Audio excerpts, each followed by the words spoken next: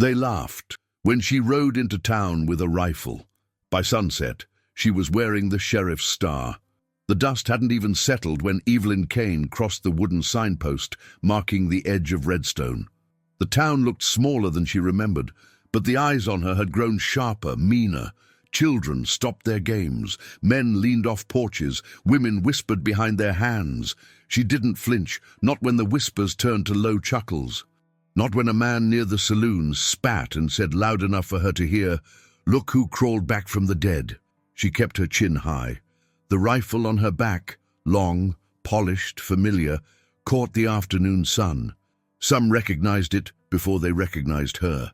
It had belonged to Sheriff Tom Kane, her husband, 5 years. That's how long it had been since they strung him up in this very town square like a dog. No trial, no last words. Just a crowd of faces, and not one of them brave enough to stop it. Evelyn had screamed that day, begged, cursed, fought until her nails broke against the faces holding her back. And when the body went limp, so did she. Now, she walked past the same square, where now only dust and hoofprints remained. No one said her name, but they all remembered, and that was enough. Redstone hadn't changed much. The saloon still leaned a little to the left, like it was tired of standing. The blacksmith's fire hissed in the background. The church bell hadn't rung all morning, and the sheriff's office, once her husband's domain, stood straight and proud at the town centre, its door open like a wound. Evelyn stopped in front of it, letting the townsfolk watch. She reached into her satchel, pulled out a folded paper, and walked slowly toward the saloon's wooden wall. With deliberate calm, she tacked the paper to the boards beside the entrance. A list of names, 5 of them. 1. Emmett Drury 2, Judge Bramley 3, Sheriff Holt Greeley 4, Reverend Cobb 5, Silas Kane. Beneath the names, one sentence written in her own hand, "Justice rides with me." The hammer echoed through the quiet. Then she stepped back, turned around, and walked into the saloon like she belonged there. Inside, it was worse. Laughter exploded the second the door swung shut. A few men at the card table clapped mockingly. One of them, a round-faced brute named Silas Kane, leaned back and slapped his knee. "Well, I'll be damned," he said, beer foam on his mustache. "The Kane widow decided to die right here with the rest of us." Evelyn didn't blink. "Just visiting," she replied. Silas stood, towering over her. "That rifle's real familiar. Ain't that Tom's? Should have buried it with him." She looked him dead in the eye. "They tried." He stared at her a beat longer than most men could take, then snorted and stepped aside. "Have a drink before we bury you next." Evelyn didn't answer. She walked to the counter, placed a coin on the wood, and ordered black coffee. She wasn't here to drink. She was here to remember. Tom had always said revenge was a slow game. "Too fast," he'd said once, "and you don't get to watch their faces change when the truth catches up." She had waited 5 years to see those faces. Her fingers curled around the warm tin cup. In the mirror behind the bar, she caught the reflection of Holt Greeley stepping into the room. Time had not softened him.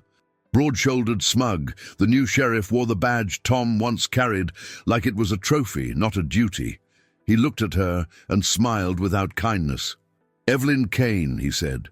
"Or is it Evelyn something else now?" She turned slowly. "Still Kane." He nodded to the rifle. "That yours? Does it matter?" "It does if you're bringing trouble into my town." She set the cup down. This was his town. That was a long time ago. She stepped toward him, voice low. "Not for me." He leaned in, whispered just loud enough for her to hear. "Whatever you're planning, you should leave while you still can. I won't protect you." She smiled, just barely. "Good. I wouldn't want your protection." He stepped back, face hardening. "This town doesn't owe you anything." Evelyn's voice didn't waver. "I know. That's why I'm collecting." Then she left the saloon without looking back. Out in the sun again, the town watched her like a ghost had walked by. She went to the general store, bought only what she needed: bullets, water, a map. The clerk didn't speak. His hands trembled slightly as he counted her change. By dusk, the air was thick with silence. Whispers turned to murmurs. Rumors spread like brushfire.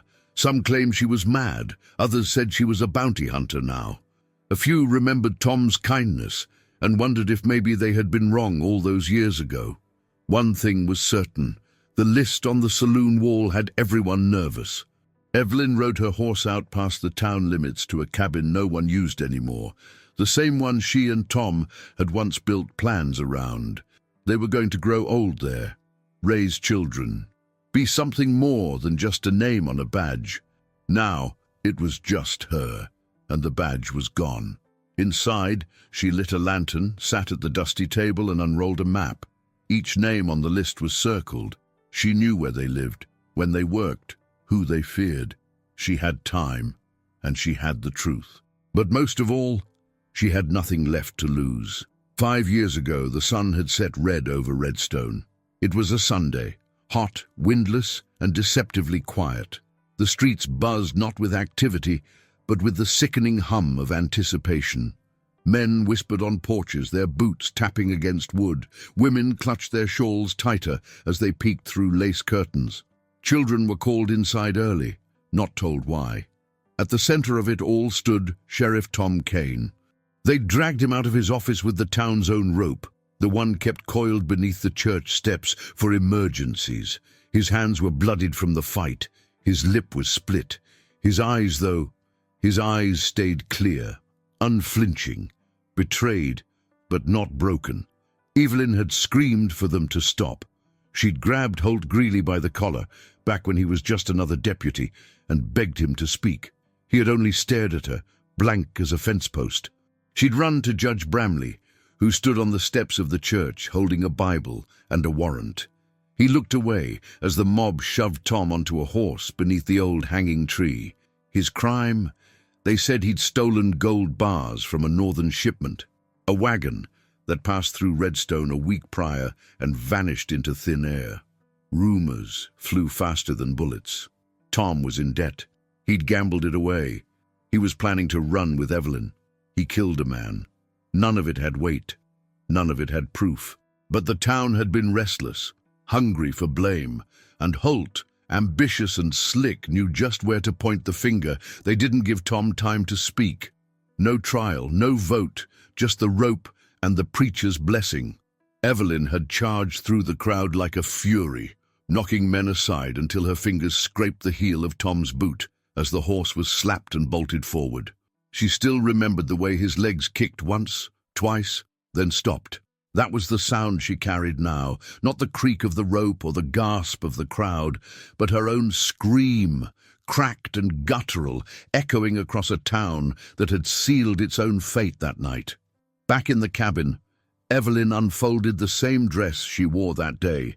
It had been stored in a metal box under the floorboards, stiff with dried blood and ash. She ran her fingers over the seams, remembering the way it had torn when they pulled her from the gallows, the way Holt's voice sounded when he barked for someone to take her out of town before she ruins the rest of the evening. They'd thrown her onto a wagon bound for New Barlow, 3 towns over, with nothing but her name and the grief that filled her bones. The days that followed were a blur. She wandered, starved, wept.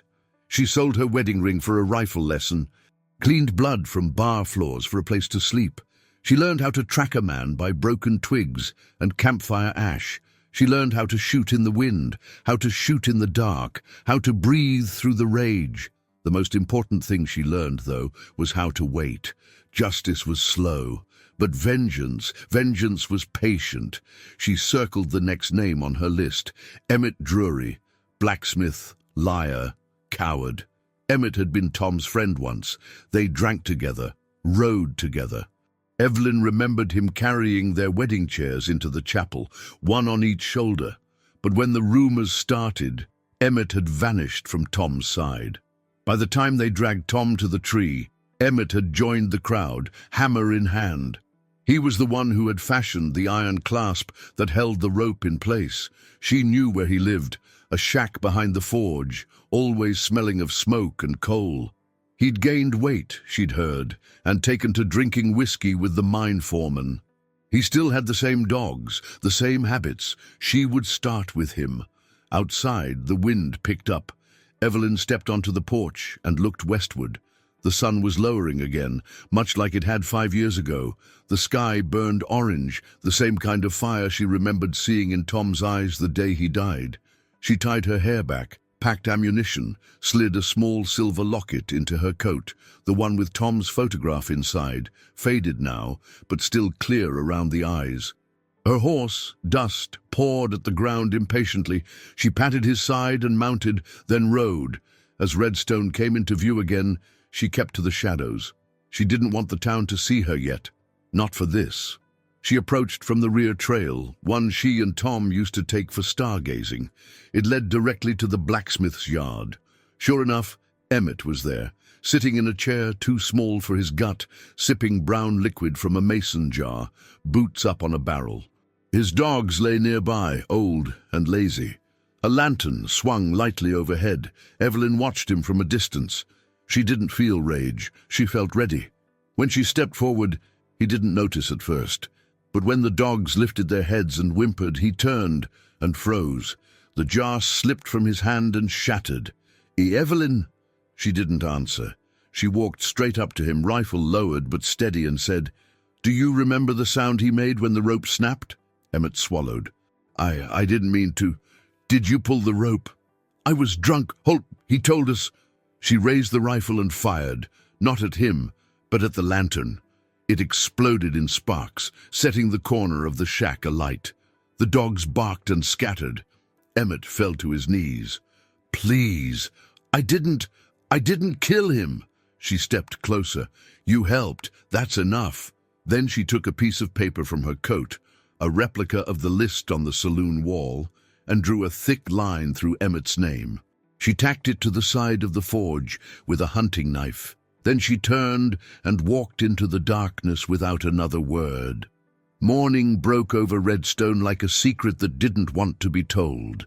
By the time the sun rose fully over the low hills, half the town had heard what happened behind the forge.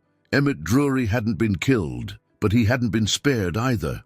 His shack had burned clean through one wall, and the man himself had been found curled against a trough, mumbling to himself and holding a piece of paper with his name crossed out in blood-red ink.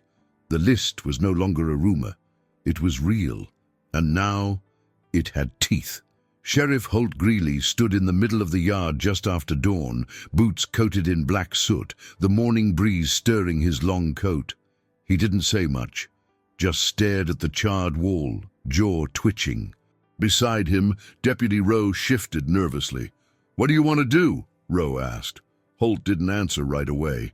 He stared at the knife still stuck in the wood, pinning the torn paper to the remains of the forge wall. Evelyn had left it there like a signature. Finally he said, "Send a wire to Dodge Bluff. Ask if Lyle Travers is still bounty hunting. Offer double his usual rate." "Double?" Rowe blinked. That woman is putting fear into a town I've spent 5 years keeping tame," Holt growled. "She wants to make a show out of us. I want someone who makes shows disappear." Meanwhile, Evelyn was already moving toward the next name, Judge Bramley. He lived in the nicest house in Redstone, at the end of Magnolia Street, 2 stories of smug wealth, guarded by a white fence and a gate that never locked. He was known for his cigars, his red wine, and his cowardice. The day Tom died, Bramley had stood on the church steps like Pontius Pilate, letting someone else do the dirty work while he washed his hands in scripture and protocol. Evelyn arrived just after breakfast, dressed not in dust-covered leathers, but in a modest green riding dress, her hair tucked neatly beneath a bonnet. She left the rifle behind. This wasn't a battle of bullets. She knocked. After a moment, Bramley answered himself. His belly had grown larger, his robe richer, but the fear in his eyes hadn't aged a day. "Mrs. Kane?" he stammered. She smiled faintly. "May I come in?" He opened the door reluctantly. Of course. What can I do for you?" "I'm not here to threaten you," she said, stepping into the foyer. The inside smelled of cherry tobacco and old wood. "But you know why I'm here." He licked his lips. "That business with Emmett, was that you?" She didn't answer. Instead, she pulled a folded letter from her pocket, a letter Tom had written to Bramley 2 weeks before his death, asking for a formal hearing, begging for a chance to defend himself. Bramley's face paled. "I never received this." "You did. You just didn't read it." His hand trembled. "It wouldn't have mattered, Evelyn. Holt had the town. The gold was missing. People were scared. They wanted blood. They got it," she replied. "Now, I want the truth." He swallowed. "What do you want me to do?" "Talk." An hour later, Evelyn emerged from the judge's home with a small leather-bound ledger and 2 signed affidavits. Inside the ledger were notes, Bramley's notes, from that month 5 years ago, jotted bribes, half-buried threats, payment from a mining outfit called Tall Creek Holdings, routed through Holt's office and stamped with the town seal. One entry stood out in red ink. "Order pushed by HG, insists on haste, town unrest high. Suggest immediate resolution." He'd folded under pressure. Evelyn knew that, but the paper didn't care why. It just told the truth. She rode directly to the print shop. The man inside, a reedy fellow named Morton, recognized her immediately. "I don't want trouble," he said, raising both hands. "You want a story?" she asked. He blinked. "A real one." She handed him the ledger and affidavits. "Print this. Post it." Morton hesitated. "They'll burn my shop." She pointed toward the center of town. "They already burned something more important. This is your chance to get it back." Morton stared at the papers, then nodded slowly. By midday, the posters were up. "Redstone Justice, how a sheriff bought a rope and a judge sold a man." It was bold, unforgiving, and public. People gathered around the boards. Some sneered, others whispered. A few read it twice, faces slowly shifting from doubt to something darker. Recognition. Evelyn returned to the saloon. As she pushed through the doors, every eye turned. No laughter this time, just silence. She approached the bar and ordered water. From the back of the room, a voice called out, "You making war, Widow Kane?" It was Silas Kane, still with that greasy smirk, but quieter now. The others at his table looked uneasy. Evelyn turned toward him. "I'm not making war," she said. "I'm burying the past, one man at a time." Silas tried to laugh, but it didn't come out right. That night, Judge Bramley left town under cover of darkness. He didn't even lock his door. By morning, the second name on the list was crossed out. Somewhere outside town, in a tent pitched under a crooked oak, a man named Lyle Travers lit a cigarette and read the wire from Redstone. He grinned. He loved hunting people, especially ones who talked big and carried long rifles. Back in her cabin, Evelyn knelt beside a wooden box in the corner. Inside was a star. Not just any star, but Tom's badge. She had recovered it herself from the sheriff's office in a moment of madness years ago, after they threw her out. She'd kept it hidden all this time, wrapped in cloth, tucked beneath the floor. She opened the cloth, ran her fingers across the cold metal, then closed the box again. Not yet, she thought. Not yet. By the next morning, Holt Greeley knew the town was slipping from his grip. The posters had stayed up. No one had dared tear them down, not even the pastor. Redstone was many things, proud, petty, cowardly, but above all, it feared the truth. And now the truth was posted on every wall like a plague. Holt walked down Main Street with heavy boots and a tighter jaw, watching how conversations died when he approached, how eyes turned just a second too late. He still wore the badge, but it didn't feel heavy with authority anymore. It felt borrowed. Deputy Rowe followed close behind, whispering updates about Lyle Travers, the bounty hunter they'd summoned from Dodge Bluff. "Should be here by tomorrow evening," Rowe said. He wired back, said he's interested. "Good," Holt muttered. "She wants to play outlaw. Let's show her what real outlaws look like." But even as he said it, doubt crept behind his eyes.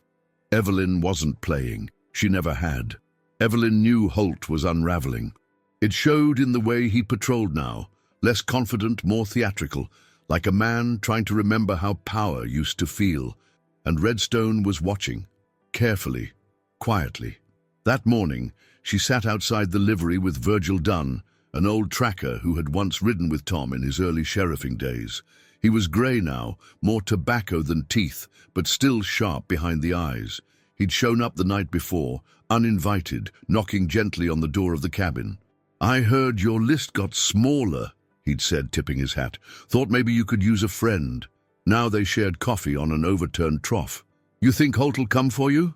Virgil asked. Evelyn didn't answer right away. She watched two boys playing with sticks across the street. "He won't have to," she said finally. "I'm going to him." Virgil raised an eyebrow. "Not with a rifle, I hope." "No, with something sharper." The sheriff's office still had Tom's scent. Evelyn felt it the moment she stepped inside. The building had been whitewashed, but the floorboards still creaked in the same rhythm, and the coat hook by the door still hung crooked. She remembered hanging Tom's hat there on rainy days, remembered the way he used to clean his boots before walking in, even when the mud was dry. Now the desk was cluttered with empty bottles, ledgers. A pistol sat atop a stack of warrants. And behind the desk sat Holt Greeley, legs stretched, sipping bourbon like it was breakfast tea. He didn't look up at first. "Unless you're turning yourself in, you're in the wrong room." "I brought you something," Evelyn said. That made him glance up. She tossed the folded ledger onto the desk, the same one Judge Bramley had given her, the same one that now had a second set of entries. Mortgage payments, wire transfers, and a list of names tied to a mine purchase in Dakota Territory. Holt didn't touch it. "You came all this way to play Clark," he said. "I came to remind you that the noose swings both ways." He stood up, slow and deliberate, crossing around the desk until they stood nearly toe to toe. "You think these people care about old records? You think this town will suddenly grow a backbone because you scribbled some numbers on a page? I think they care more than you know." He stared at her, then laughed, a sharp, dry bark. "You've always been dramatic, Evelyn. But you're not scary. You're sad, a woman clinging to ghosts and paper." Evelyn didn't blink. "And you're a man clinging to a star that never belonged to you." The smile fell from his face. "You'd better be careful," he said. "I've been generous so far, but the longer you stay, the more dangerous it gets, for everyone." "You've been dangerous for years, Holt," she said. "I'm just returning the favor." She turned and walked out, her boots echoing like pistol shots on the floorboards. By sundown, another flyer appeared beside the saloon door. This time, it wasn't posted by Evelyn. It was signed by a name no one had heard in years, Virgil Dunn, and it read, "I rode with Tom Kane. I stood by when they killed him. I believed the lies because it was easy. I was wrong. Evelyn Kane is not seeking revenge. She is restoring the law this town abandoned." That hit harder than any bullet, because Virgil was no ghost.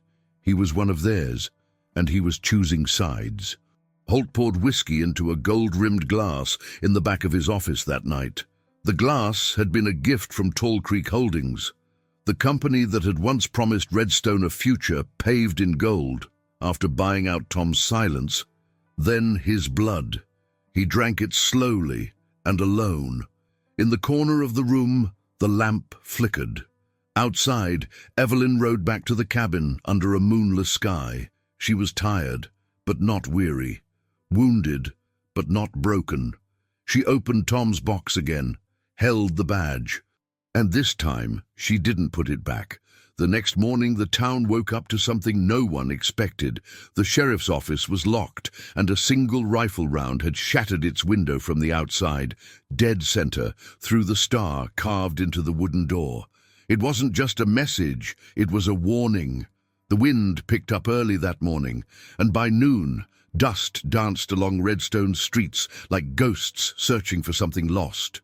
Doors creaked on rusted hinges, and the townspeople moved slower, their eyes not meeting as often as they once did.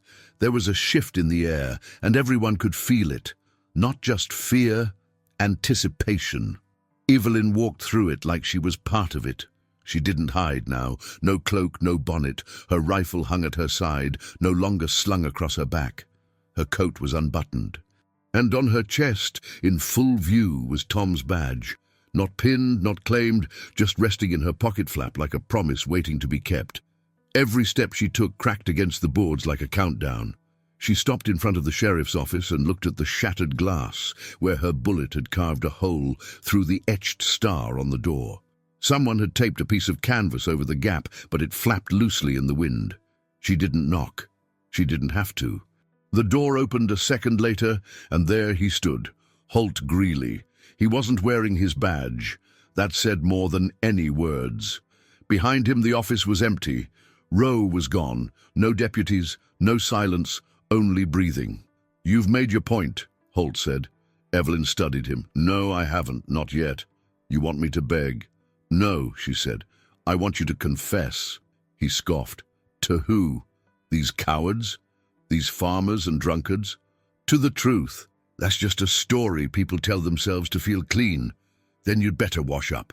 That night, Redstone didn't sleep. The saloon was quiet. No piano, no laughter. Only the sound of mugs being cleaned slowly, and footsteps echoing far too loudly. Evelyn stayed in the cabin. She sat with Virgil again, both of them watching the fire between them flicker low. The air smelled of dry pine and smoke. Somewhere out in the hills, coyotes sang. "You know he won't give up," Virgil said, sipping from a chipped mug. "Men like Holt don't confess, they collapse." "Then I'll be there when he does." Virgil nodded slowly. "I heard something else today. Someone's coming. A man from Dodge Bluff." Evelyn looked up. "Name's Travers. Lyle Travers." She'd heard that name before. Years ago. A bounty hunter with a reputation for bringing in corpses instead of prisoners. Efficient, unemotional, brutal. "Why now?" she asked. "Because Holt knows he's losing." Midnight in Redstone. A lone horse moved through the dark, its rider tall and broad-shouldered, a long coat flapping behind him like the wings of a crow. He didn't slow as he passed the saloon. Didn't stop when a drunk tried to greet him. Just moved forward straight to the sheriff's door. Holt opened it before the knock. "Mr. Travers," he said, stepping aside. The man walked in without a word. He looked around the office like a butcher studying a pig pen. "I hear you've got a woman problem," he said finally, voice low and gravelly. Holt smiled tightly. "She's more than a problem. She's a legacy I can't kill with a badge." Travers didn't react. He took off his hat, revealing cropped silver hair and a jagged scar behind one ear. "She armed?" "Yes." "Skilled?" "Yes." "Does she hesitate?" Holt swallowed. "No." Travers nodded. "Then you've already lost." He turned to leave. "What do you mean?" Holt called after him. Travers paused at the door. "If she shoots without fear, and speaks without shaking, and still walks alone into your town, it means she's not after survival." He looked over his shoulder. "She's after the end." Then he was gone. By dawn, Holt stood at his window watching the townspeople avoid the boards where Evelyn's posters still clung. He poured himself another drink, though his hand shook slightly now.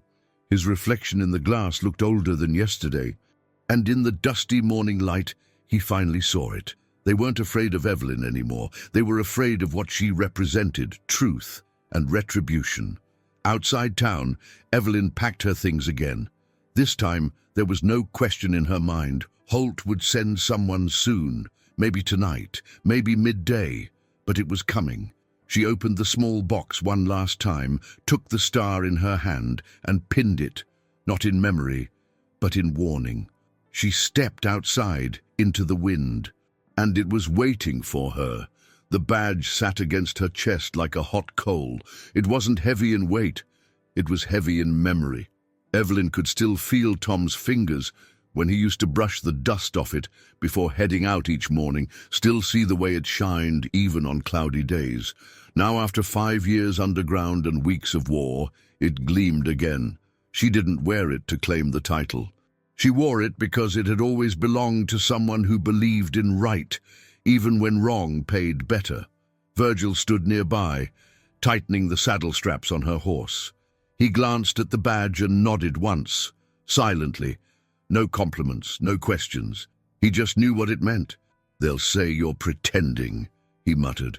"They already did," she replied. "And they'll say worse when it's over." He handed her the rifle, then let them talk about how it ended. She rode into town slowly, deliberately. The dust kicked up behind her hooves was soft, almost theatrical, as if the land itself was preparing for the final act. Children stared from doorways. A woman dropped a sack of apples and didn't bother to pick them up. An old man crossed himself like she was a ghost riding through judgment. Outside the saloon, Silas Kane sat smoking with shaking fingers. When Evelyn passed, he stood. "Widow Kane," he called out. She stopped her horse. "I don't want trouble," he said, raising both hands. "I just wanted you to know I didn't pull the rope." She didn't answer, but I didn't stop it either. Still silence. Silas stepped forward. "I don't sleep well, Mom, not since that day." Evelyn looked at him then, not with fury, not even with sadness, but with a tired understanding. No one does. Then she rode on. At the town square, she stopped in front of the old platform. It hadn't been used since Tom. The gallows had been dismantled, but the beams remained, weathered and cracked, like bones that refused to rot. She dismounted and climbed the steps. People gathered instinctively, drawn like moths to flame. Evelyn faced them. "I came back with a rifle," she said, voice clear and hard. "You laughed." She took a step forward. "I posted names on a wall. You whispered." Another step. "I brought you the truth, and you turned your heads." She unpinned the star and held it up for all to see. "This town once followed a man who wore this with dignity. You let him die." A hush spread like smoke. "I'm not here to wear this for glory or pride or revenge." She looked at it one last time, then pinned it again over her heart. "I'm here to finish what he started, to bring back the kind of justice that doesn't need applause to be right." Someone clapped, just once, then again, louder. Soon, others joined, hesitant at first, then stronger. The square filled with something Redstone hadn't felt in years, shame, and maybe hope. Holt Greeley watched from his window, fury boiling behind his eyes. "She thinks she can steal the town from me," he growled, slamming the glass down onto the desk. "With speeches, with paper." Deputy Rowe, pale and sweating, stood quietly near the door. "Sir, the people—" "I made these people," Holt hissed. "I kept this place together when it could have burned." "But it is burning now," Rowe whispered. "And she lit it with the truth." Holt turned sharply. "You still work for me, Rowe?" Rowe didn't answer. That was enough. Holt grabbed his revolver and shoved it into his holster. "Then I'll finish this myself." By dusk, Evelyn was back in the sheriff's office, the door wide open, the place stripped of Holt's presence. His nameplate was gone, the whiskey bottles gone. Only dust remained, and Tom's old map of Redstone tacked to the wall. She sat behind the desk, ran her hand across the grain of the wood. Then she reached into the bottom drawer and pulled out a small, folded envelope. Her name was written on it. "Evelyn, if they let you read this, then I'm already gone." She unfolded it slowly, hands trembling. "You always said I was too quiet when it mattered, so here's something loud. I didn't take the gold. I didn't lie. And I didn't give up, even when they started building the gallows. If you're reading this, I hope you're alive. And I hope you remember that justice doesn't come from fear or force. It comes from standing when it's easier to sit down, from speaking when silence would keep you safe. Be brave. Be louder than I was." She folded the letter carefully and placed it back in the drawer. Her eyes were wet, but her face was steady. Then she stood, walked outside, and faced the town one more time. Holt appeared from the shadows of the alley, gun drawn. Every head turned. "You want the badge?" he shouted. "Then you'll earn it in blood." Evelyn didn't move. She looked him in the eye and took a single step forward. "No," she said. "You already bled us enough." He fired. The shot rang across the square. Evelyn staggered, not from pain, but from memory. The shot had missed, but the town hadn't, because behind Holt a second shot echoed. His shoulder exploded backward. He spun, dropping the revolver, and collapsed to one knee. Virgil Dunn stepped into view, rifle smoking. The town froze. Holt tried to rise. Evelyn walked up to him. She knelt close enough to whisper, "This is where your justice ends." Then she stood tall and turned away. The morning came red as a wound. By 8 o'clock the streets of Redstone were swept clean, not by broom, but by fear. Shopkeepers closed early. Saloon doors swung empty. The preacher said no sermon that day. Everyone was waiting. Evelyn stood alone in the square, her rifle resting upright beside her, boots planted in dust that seemed to hold its breath.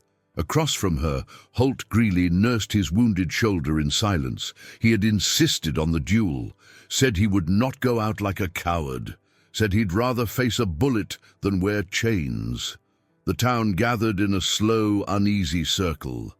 Men who had once mocked Evelyn stood with arms crossed and faces lowered. Women who had whispered against her now clutched their children close. Even the pastor stood among them, hat in hand, as if waiting to officiate a funeral with no hymns. The clock on the chapel ticked toward noon. No one spoke. No one blinked. Virgil Dunn stepped forward. He'd volunteered to referee, if you could call it that. He stood halfway between them now, eyes squinting in the sun.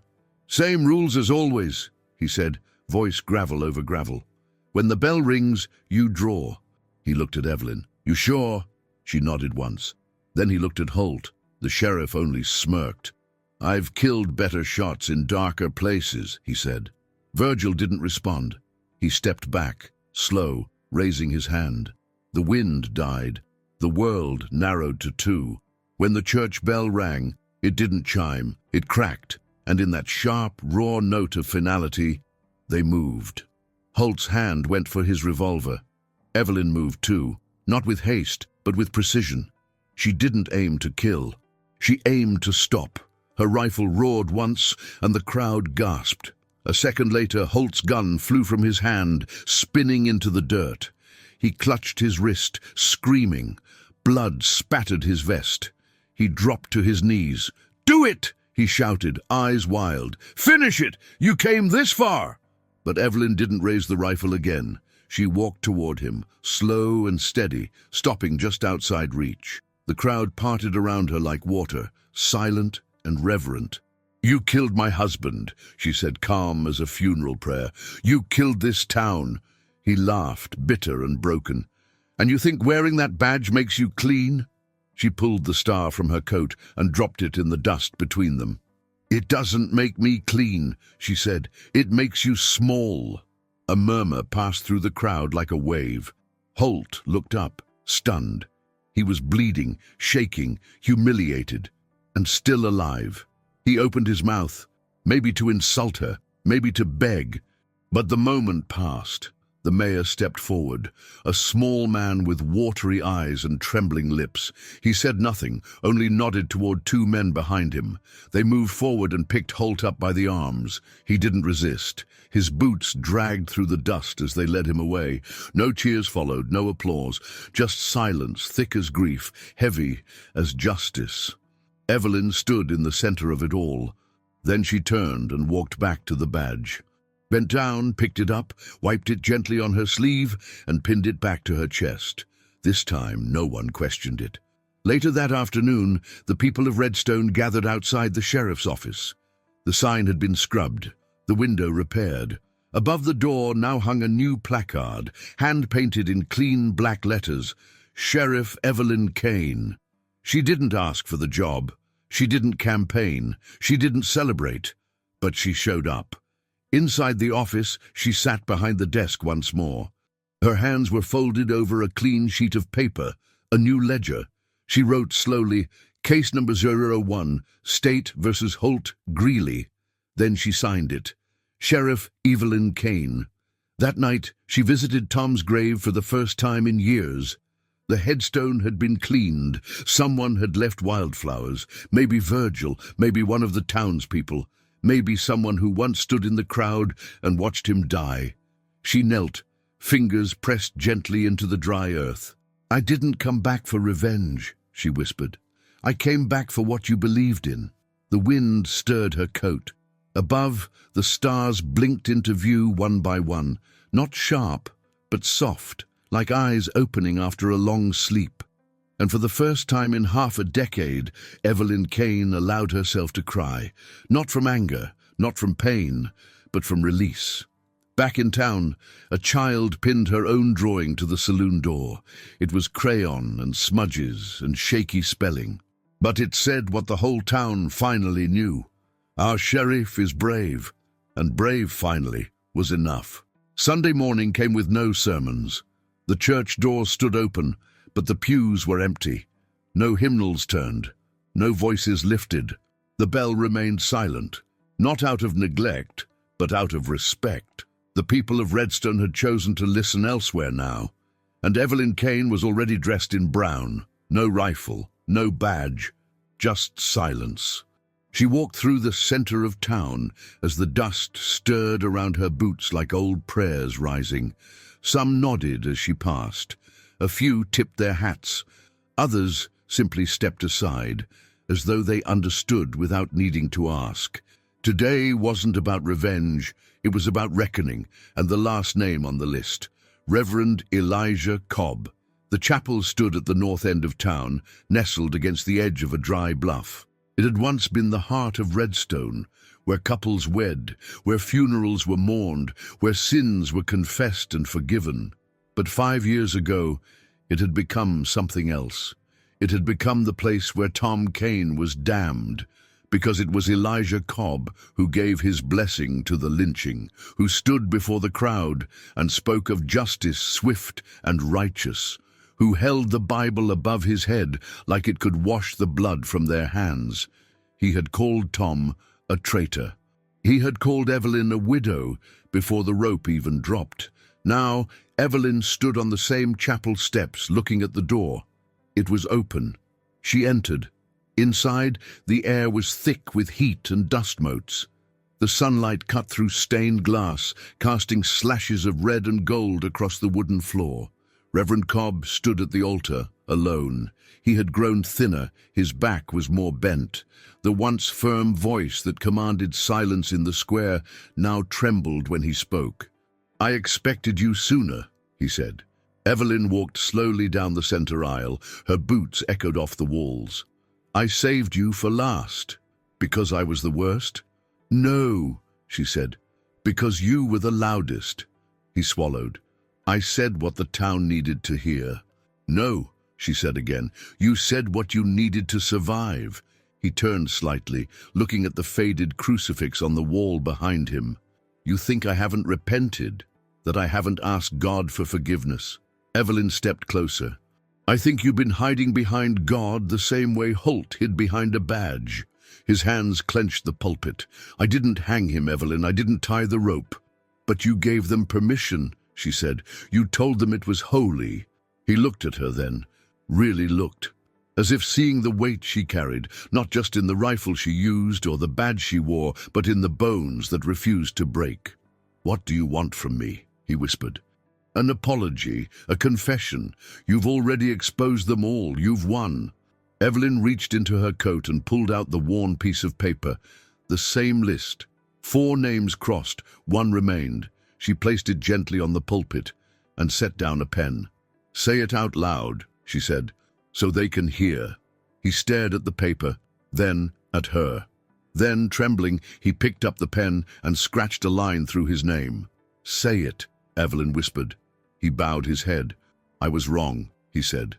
"I let fear make me a liar. I let pride blind me. I condemned a good man to death because I thought silence would protect me." Evelyn nodded once and turned to leave, but at the door she stopped. "He forgave you," she said. Cobb looked up, eyes wide. "What?" "Tom. He wrote it. In the letter he left for me. He said you were just scared. That maybe someday you'd say the truth." She didn't wait for his answer. She walked out. Outside the church, the town had gathered. They weren't hiding this time. Virgil stood among them. So did Silas and the mayor, and the same judge who once ran. Evelyn held up the list. 4 names were crossed. She took the pen and drew the final line through the 5th. Then she let the wind take it. The paper fluttered up, twisted and scattered, like ashes rising toward the sun. That afternoon, Evelyn removed the badge from her coat. She set it gently on the desk inside the sheriff's office. Beside it, she placed Tom's photograph. Then she stepped outside and closed the door. Not forever, just for now, because justice had returned to Redstone, and for the first time in a long time, so had peace. The town of Redstone stood still at dusk, not with fear, but with something quieter, heavier, like a long-held breath finally exhaled. It wasn't that everything had been fixed. The scars were still there, the memories still fresh, but the weight had shifted. The darkness that had hovered over the square for 5 years had finally begun to lift, not because Evelyn had demanded it, but because she had earned it, step by step, name by name. And now she was ready to let go. Evelyn stood outside the sheriff's office for the last time that day, her silhouette framed by golden light. She still wore Tom's badge, but not on her chest. It was cupped in her hand now, worn and gleaming, polished more by grief than by cloth. The door behind her creaked gently in the wind. People passed by, slower than usual, offering glances filled with gratitude and something softer, reverence. Virgil stood by the horse trough, arms crossed, waiting as always without needing to ask why. "You sure?" he asked, voice low. Evelyn nodded. "I came here for justice," she said. "Not for a chair, not for a title, and now the justice is done." Virgil gestured toward the badge in her hand. "You could keep it." "I don't need to," she said. She looked toward the horizon, where the sun had begun to dip behind the dry hills, setting fire to the clouds in a burst of crimson and amber. It looked exactly like the day Tom died, and yet it felt nothing like it, because this time she could breathe. This time she was choosing to walk away.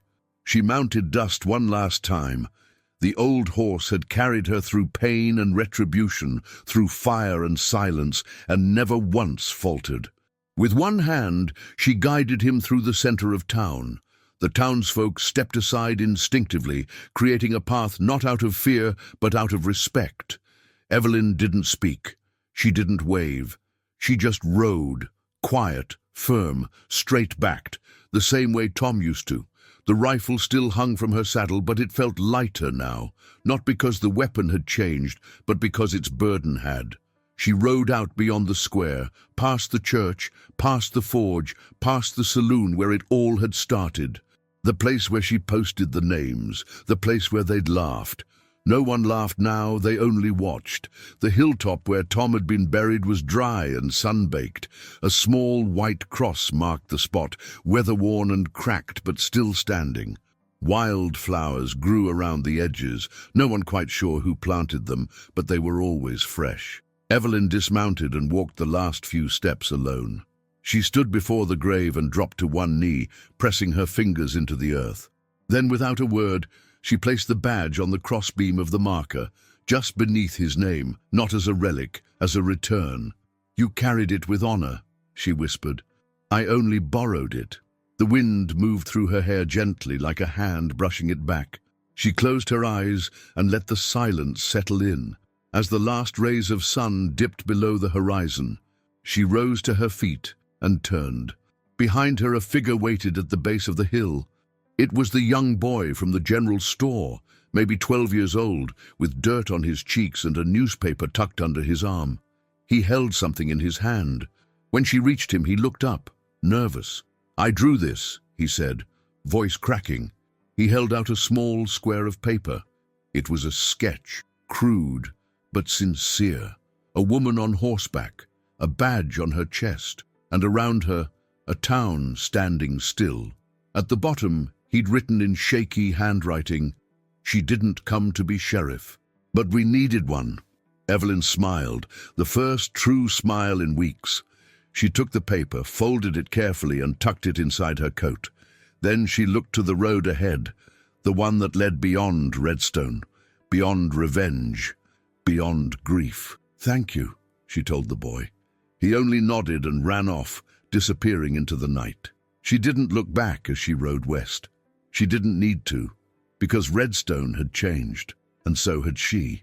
Back in town, the mayor placed a new frame in the sheriff's office. Inside it, mounted with care, was a weathered badge and a note for the woman who reminded us that justice doesn't need permission. Redstone. They would tell stories for years to come about the woman with the rifle, the list of names, the duel at high noon. But most of all, they'd talk about the day she walked away and the town she left behind, not in ashes, but in order. Weeks passed. The winds that once howled over Redstone began to settle. The dust clung less to every surface. The nights grew cooler, softer, and the people, well, they changed in ways no one could name, but everyone could feel. The saloon now closed earlier. The preacher no longer spoke of hellfire and vengeance, but of mercy. The sheriff's office stayed open, but rarely needed to be visited. For the first time in a long time, peace wasn't something borrowed or feared. It had been earned. But Evelyn Kane was gone. She hadn't left a forwarding address. No letter. No destination. Just the badge on the cross, and a silence that echoed louder than a gunshot ever could. Virgil Dunn still walked through town every morning. He had become something of a quiet watchman, not a sheriff, not a deputy, but a reminder. People often nodded to him, offered coffee, asked questions. Where did she go? Will she come back? Was she always that strong? Virgil never answered any of them with certainty. But once, when a schoolgirl asked why Evelyn left after she'd saved everything, Virgil simply replied, because she wasn't trying to stay. She was trying to fix what they broke. And when you fix something right, you don't stand around waiting for applause.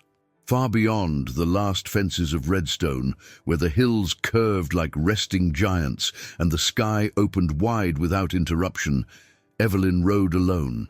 Not running, not searching, just moving with the rhythm of the land. She no longer carried the badge, no longer wore the rifle strapped like armor, but something in her posture had changed forever. Shoulders straighter, eyes gentler, the kind of peace that doesn't come from rest, but from having stood when others sat.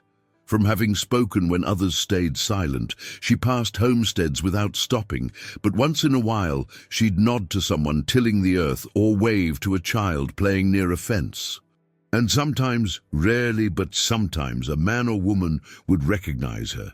They wouldn't say her name, they'd just take off their hats, and that was enough.